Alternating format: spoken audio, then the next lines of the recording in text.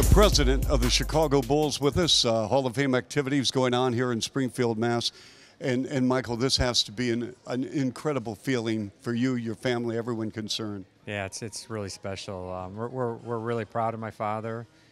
Today's just the beginning of the activities. It's been pretty neat, though. My son Joey came with me, and we're kind of walking around with Shaquille and Yao Ming and Tom Izzo and my dad, and it's quite an experience. I want to ask you about growing up in a Bull situation with your dad after games, during games, when you would watch.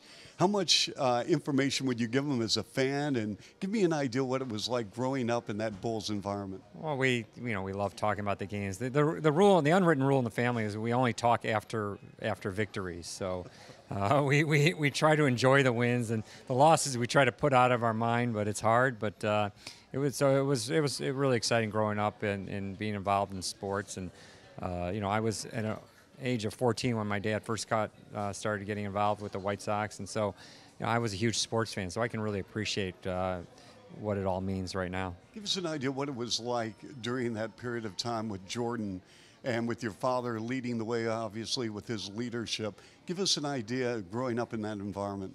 It was actually surreal. I mean, not only did you not want to miss a game in those days, you didn't want to miss a play because you never knew what Michael or Scotty or Horace or what was going to happen during those games. And so you literally, I remember when there was a timeout at the old stadium, if I had to go to the bathroom, I'd run as fast as I can because, God forbid I missed, a second of the game. And I really think that was the way it was with a lot of the fans. You walk around the concourses back in those days, and they were empty during the games because people, they knew what they were seeing. They knew what Michael Jordan meant to the Chicago Bulls, and it was an amazing time. Okay, final question. Sure. Jerry Reinsdorf, Hall of Fame. And if you can capsulize, what do you think that means to your dad?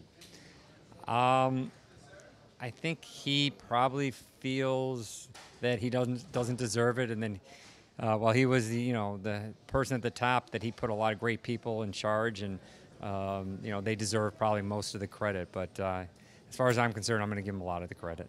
Absolutely. Michael, thank you. Thank you. All right, that's Michael Reinsdorf, the president of the Chicago Bulls here in Springfield, Massachusetts, for Bulls TV.